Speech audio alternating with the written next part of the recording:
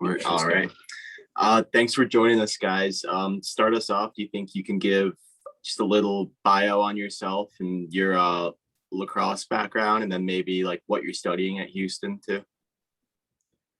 All right, yeah, for sure. I'll go first. Hi, I'm Trystan Weikum. I'm a business major currently. I started playing lacrosse when I moved to Keller. It's near the DFW area. I started my sophomore year and I've been playing since. I found it a little late, but I love playing now. So it's a little bit about me. Hi, my name is Sheikh. I'm from Houston, went to Langham Creek High School, powerhouse lacrosse program here in Houston. Lots of fun playing lacrosse, and yeah, I go to U of H, go Cougs, and I study sports administration, aka the class where you don't do work. All right. So just have you guys been practicing this fall, and what is that schedule kind of looking like for fall ball? Here, why don't you go into that one? Yeah, I'll go into this one a little bit deeper. So we're actually starting September 20th. We are in the midst of looking for another coach. So that it has to do with some of the late start. So if y'all know anybody or anybody else knows anything, please send it our way at Cougars Lacrosse, or we'll give some information. I'll let Sean give you the information in a minute, but yeah. We'll be practicing Monday, Wednesday, Friday from September 20th on till we leave for break, man. We'll be going and hitting it pretty hard. Yep. And on that fall ball note, U of H lacrosse is typically one of those teams that has a really, really strong start because of everybody's like, oh, lacrosse. Yeah. Mm-hmm. It's about getting those kids that getting these college students that played lacrosse in high school to keep playing lacrosse. And which is one of the reasons why we try to have more consistent practices so they stay engaged in it. For sure. And another problem is just I'm sure a lot of MCLA teams face is that they just don't know we're there for the most part. Honestly, there have been so many kids where I'm like, oh, you got a lacrosse shirt on. Hey, what's your name? And just introduce myself. And then we start talking and they're like, man, I wish we could still play. And I'm like, dude, I got an option for you. So that's always fun. It works on the girls too. All right. And I completely forgot what I was going to say. You got next. So what's kind of the commitment level? Are you guys really trying to put in a lot of work, or is it kind of more a little bit laid back or something in between? So yeah, we understand that obviously we're all students first, right? There's no crazy expectation as far as, being unrealistic. But, what we really strive for is that communication, be up front with us. Okay, we want you to we have 3 practices. Let's get a lot of bodies out there for at least 2 of them. And then maybe do a chalk talk or something on Friday at the least, right? If we don't necessarily have a whole lot of bodies to be able to run certain drills or do certain stuff. So, we try to get that in-between stage, right? But as I went through, we started the same year, 2 years ago, the year right before COVID. And the team was very much so limping along, right? We're trying to stay in, struggling to get guys. And, this year we're treating it more, we've heavy recruited, been busting our butts. We've been trying all out. And, I think we're going to reap the reward of being able to be more competitive, finding guys that are willing to, continue to work and get better and be more consistent with certain, practice schedules. And really and truthfully, we're in that in-between stage of trying to get more competitive. And I think we're doing a good job. But yeah, on that commitment level note, I think what's really interesting to see, especially at our level compared to y'all at Purdue or even DBU, which you guys had on recently, I think it's interesting to see a lot of people I'm sure you heard the phrase, I play lacrosse at a Division I university from somebody. Yeah. So yeah. People really shine, especially because U of H is Division I and Big 12, all that kind of stuff, especially this year. I feel like it's only increased the hype for the club sports as a whole. But every so often you get like those back. So guys who are just there for the fun of it. And there's nothing wrong with that too. You know, everybody just has the same common goal at the end of the day, which is what drives us forward. Yeah, we're a D1 team, like you said, but Yeah. like we're a D1 club. Yeah. Yeah. The more fun we have, probably the more players will, the better talent we'll get to. So it's all connected from our experience too. Oh yeah, for sure. And you know, like I think compared to many other schools, we're a true like student-led organization. Like we don't necessarily have like a coach that goes to every meeting, because like obviously, you know, like pay varies and what kind of that kind of deal. And U of H has like very like strict like club coaching rules. Oh really? Yeah. Like, I don't know, anything you can talk about, or is it just like find someone, I guess? It's more so like we can't use like, so we get like university funding. It's like a fair amount. Yeah. But like we can't use any of that on the coach. But they have to attend all these university events, like a certain amount, to make sure that they're even allowed to coach. Yeah, so it's a pretty like strict, like I guess you would say, or not strict, but rigorous and time-consuming like background information, and then like certain coaching trainings that they have to go to. And so it really is a lot. So, you know, we got to really find someone who will be, you know, invested. And nothing against our old coach. Like just so we're clear, like our old coach, he left on great terms. He just, you know, thought, you know, life gets busy, man. And, you know, you gotta start to prioritize whenever you become an adult, and he's killing it out there. So, yeah. Yeah. And definitely I feel like a theme with a lot of club lacrosse teams too, where the club sports university foundation or whatever is, I won't say anything bad about any of them, but they have their own rules that sometimes don't make a lot of sense and stuff. But if anybody from the Purdue co-rec is watching, we appreciate your support and everything. Not gonna slander you guys. Love y'all. Yeah. Oh, for sure. We weren't trying to slander them. We were just, you know, putting the facts as is. I mean, you know, Stephen and Shanisha are great. Like we love them at the rec. They've helped us tremendously. John Janis before them, but we definitely think that, you know, we don't think we know that sometimes, you know, that commitment level as a whole, practices, all of it, the rec, certain things that they got to do is definitely hard to find a guy. I'm sure y'all know that just as well as anybody. But, yeah. So what kind of facilities do you guys have access to? Are there some that are like just for club? Do you get to use any of like the NCAA stuff, or is it just stuff that like all students can use? So for the most part, it's just all stuff students can use. We are run straight through the rec. So we have these rec fields called Gertner that we're using now. Luckily, they got lights recently, so we don't have to practice behind the rec, which, you know, we love that field. And there's so much history and that goes on in that practice field. But, you know, we are definitely glad to be on the nicer, newer fields with lights on them. And it helps a ton. They've done great by us that way. And, you know, we all on the team we're all students, so we can use the student rec gym. So, you know, we hit the weights there and all that good stuff, get our cardio in. But I will say, you probably know this. Like, if you've played lacrosse in Texas, when we say field behind the rec, it's a retention pond. So if you've played lacrosse in Texas, you've played in a retention pond before. Probably at some point. Yeah. So someone maybe like me who doesn't know what a retention pond is, can you explain what that is too? It's like a soup bowl. It's a field that's sunken in. Yeah. Right. So it's oh really? There's like a hill, and then it dips down, and you know that right there is where we used to play.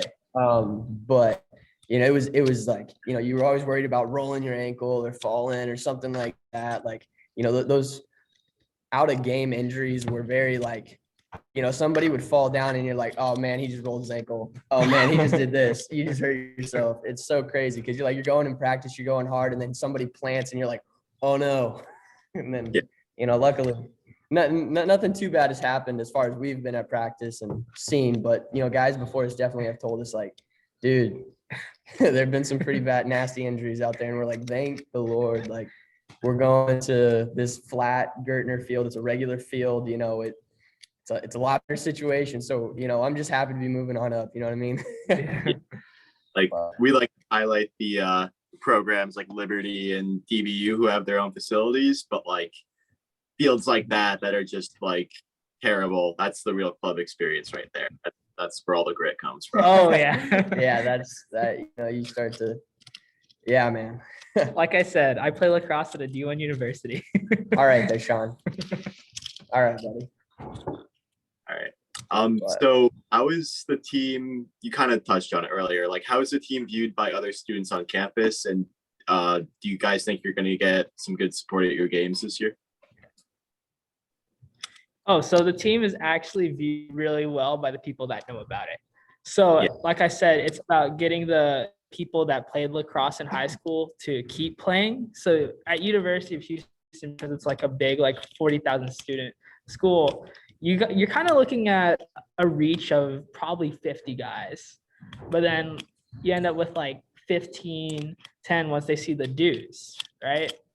And then after that, but then those people know about it and then they tell their friends about it, like, hey, I'm in lacrosse. And especially like through like, it's like kind of stereotypical, kind of not. The lax bro stereotype, they're like in frats, but those connections like really like kind of drive like this club forward and getting people at games, getting people in seats, and especially like the big games like which we like play in stadiums. Like when we play Rice, we got like 300 people there.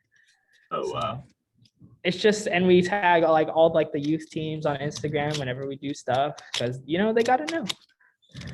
Yeah, and for sure. On that note, sorry. Go ahead. Yeah, and on that note, oh, sorry. The gym's right over there. Yeah. Caught me off guard. I was like, "Are you serious? We're gonna have a fire alarm right now?" But no, that was the buzzer. All right. Anyways, but on that note, yeah. So like, you know, walking around, it's just a lot of it's word of mouth and getting our name out there. And we have our social media streams that we're constantly posting. You know, letting high schoolers know that are coming in, like, hey, we have a program. That's kind of been our you know, target market for the past 2 years because we're like, look, we're doing all we can on campus. Let's get ahead of this a little bit, right? So, you know, we kind of took some leadership and like, let's direct it towards those high schoolers that are going to be coming to UH anyways, right? Let them know that it's here because so many people, that's the problem. They don't know. Well, if you know now, I mean, you know, that's we're already a step ahead than where we were before. And, you know, like, for example, the other day, one of our guys had a backpack on that said UH Lacrosse on the back. Well, somebody in the line in Chick-fil-A was like, hey, you play lacrosse? I play lacrosse. And it was just like that. And the next thing you know, he got my number and then I started calling and talking to him and he was on the team, man. And he's like, yeah, he's all in. He's played lacrosse before. He has experience. And it was just a great, you know, state champion great, too. Great way. Yeah. Yeah, state champion too. Oh wow. Yeah. You guys need to send some people to Chick-fil-A with the backpacks on every day because it sounds like that's working out pretty well. Oh, we always joke Yeah, about it we too. always- Yeah, we always it'll joke about happen, it man. too. You just gotta literally. I try to have one piece of clothing every time I head to Yeah. class that has lacrosse on it somewhere, just because it's like, dude, you never know. You never know who you're passing every day, and that's the good thing about it, right? Opportunities. Yeah, fun. So what's your favorite on the field memory so far playing? First, buddy. Oh, easily one. This is gonna sound so narcissistic, but my first goal in college. Yeah, you know, everybody kind of remembers their first goal, and I was so like pissed off because I didn't get to like play attack per se, because which is my primary position. Where I was running in at midfield. You know, being a role player, helping out any way I can. Don't get it twisted. But no, for real, I was like I like posted on like my social media, calling it now. I get my first goal today, and I got it in like at the beginning of the second quarter, and I was like, I called it. But yeah, that's mine. And NOLA, but that's what happens in NOLA stays in NOLA. But anyways, now my favorite on-field moment wasn't necessarily my moment, but I made a pass down to one of our attackmen, and he actually decided to slow down the offense. And I was like, dang, there goes that assist. But he set it up and he took a dodge, and he actually got checked, and he snapped his stick. And even though he snapped his stick, he still managed to throw it between his legs and score. Shout out to Jacob Doxey. Yeah. It was crazy. It was crazy, man. It was wild. So that was pretty cool for me to see. But yeah, that was probably my favorite on-field moment, just because like he took my assist away. But dude, heck of a play. Like, gotta love it, gotta appreciate it. Man put up 50 goals that year. Just to clarify, he was using half a stick when he did that too. Yeah. So yeah, he was Yeah. using half a stick at that point in time. Like, I don't even know like how it happened, but dude, he snapped it, launched it between his legs. Like, I don't know if it happened to be like he shot like in the middle of it or what, but like I'm pretty sure I saw it snap, and then he went boom, like just straight between his legs. And I was like, dude, He was double teamed too. He was double Yeah, he was teamed. double teamed too. Not to mention he was double because I was so at he was X, getting yeah. he was getting hit up pretty hard, and dude, threw between his legs, goal. And his celly was like both halves. He did like the X thing. It was pretty funny. Yeah. Yeah, it was golden play by the golden boy, Jacob Doxey. Might have to dig up some video of that one too. We We'll look for it. have that. We'll Yeah. look for it. We'll send it to you. Yeah, not our figure it best out. game, but We won that game. no, it was St. Ed's. No, What was it? Anyway, we'll Anyways. figure it out. We'll go back to All the right. tape. Taylor, we'll go Film, look at film it. don't lie. Film don't lie. And maybe just things you would want to talk about on camera, but any favorite off the field memories too? Yeah, for sure, man.